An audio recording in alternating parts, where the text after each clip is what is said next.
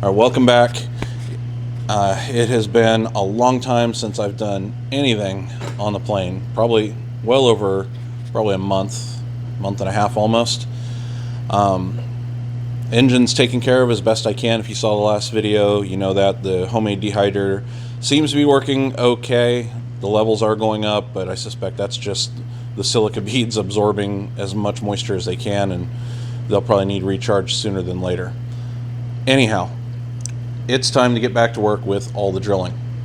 Now, I guess a bit of a spoiler, I actually started on this a month and a half ago, after the last fuselage video.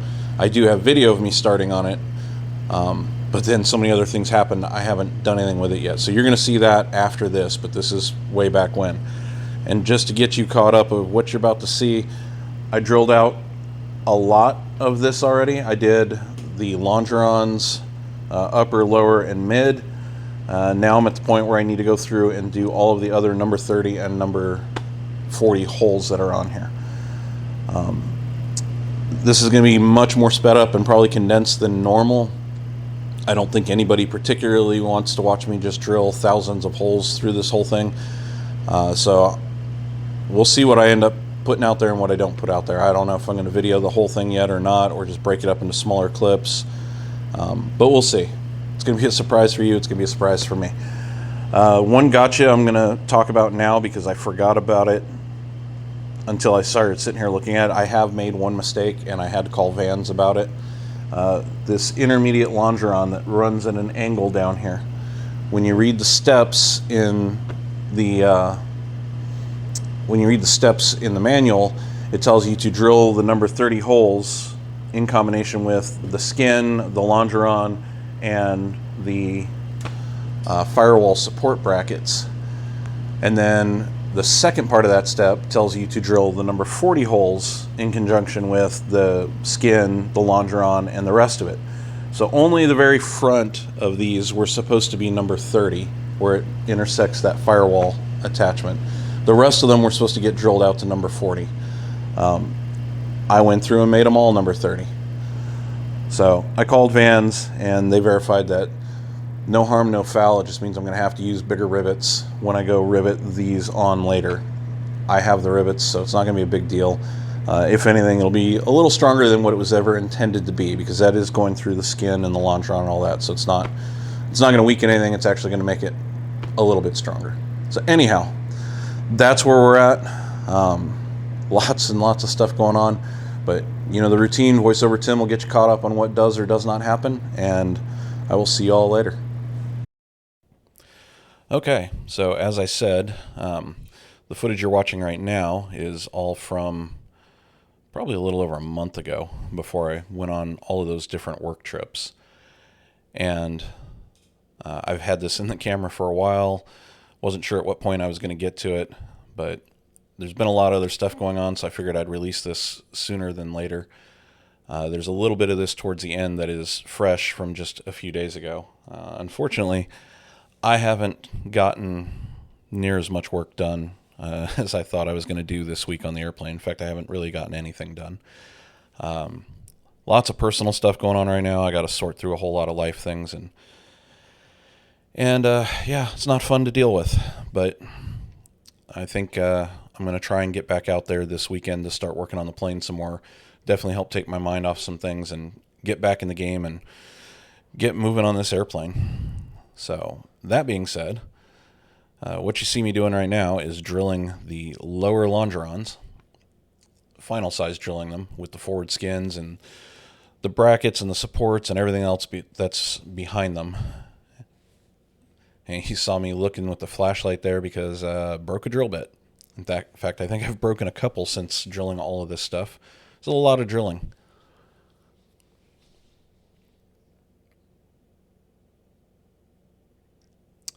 It's also making lots and lots of aluminum shavings. And right now, you see me going through the intermediate longeron there, or auxiliary longeron, and those should all be number 40 holes. And you see I'm putting copper clecos in there because I am just blindly and happily drilling them out to number 30 because, you know, why not? I'm not going to catch this mistake until pretty much I'm done with the other side. I'll point it out when I get to it. But as I said, talk to Vans. No harm, no foul. Just put bigger rivets in there and dash 4s instead of dash 3s, and it'll be fine. You also see the bow lube there. I'm not using it for all of the holes, but anything that's going through steel brackets on the backside, like the firewall support, or the gearbox supports, any of that stuff, I'm definitely using the bow lube to prolong the life of the drill bits and help it cut a little bit better. Oh, and another thing, you can see it on my hip there, is another new acquisition from Amazon. I broke down and bought one of those little personal waist clip fans. Fairly cheap. You can use it as an auxiliary battery pack. It's got a light on it, but it clips onto your waistband, and your shirt clips on it, and it just blows air up your shirt. And it has been amazing having that thing in the garage. Just the evaporative effect of it blowing and cooling me off. It also comes with a neck strap, I think, so you can just walk around with it dangling around your neck, I suppose. But I've actually found more uses for it too. I've taken it to job sites. I've used it at actual work, and surprisingly, these overseas trips especially, it's come in real handy on the airplanes. When they crank the heat up or they don't have the AC running on the plane and it gets all hot and stifling, I just pull that thing out of my backpack and stick it on the tray in front of me, and I have fairly cool air blowing on me, and it lasts several hours. So I'm pretty happy with that thing. Anybody interested, I'll leave the link below.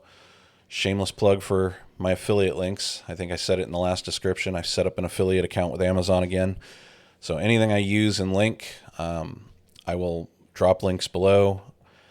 I suppose I'll probably get a kickback from Amazon for it. I haven't seen any of that yet, but it all helps the channel out, and I'll just keep sharing it. I had one before, never got anything through it, so Amazon shut it down. Now that I have more followers, I figured I'd try it again, and we'll see. But I'll try and keep posting links to all the stuff I use, so if anybody's interested, you can go find it.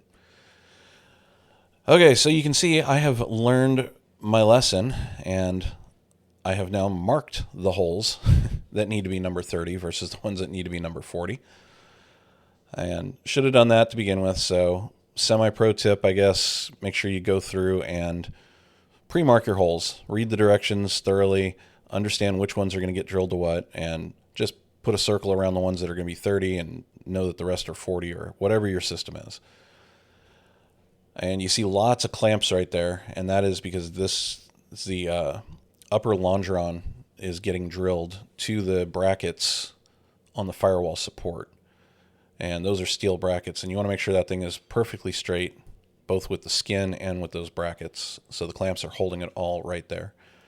And something else to remember is those upper longerons do not have pre-drilled holes in them. In fact, none of the longerons had pre-drilled holes in them.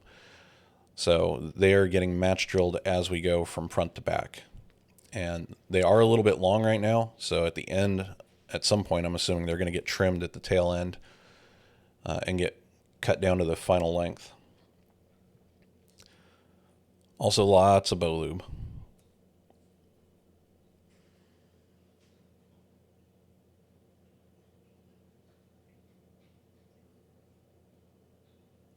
And so many Clecos.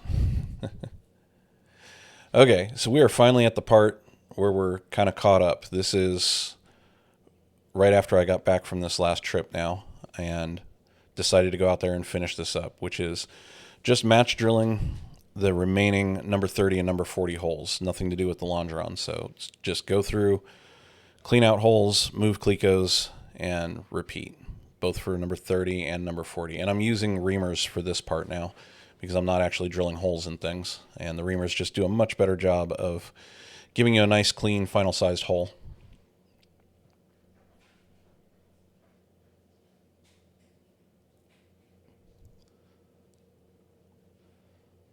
I'm also double checking my work and making sure I'm not trying to make holes bigger again. And in other news, I think I alluded to it before, but another chunky part of the plane just showed up. I got my fuel pump and filters from SDS for the EFI system. I ordered those separately and early because of where they have to go in the fuselage. I figure it'll be easier to get the mounting done now before these skins get final attached, so that I don't have to do a headstand inside the fuselage to get this thing installed later. So here in a second, I'm going to show you the pictures of what this looks like.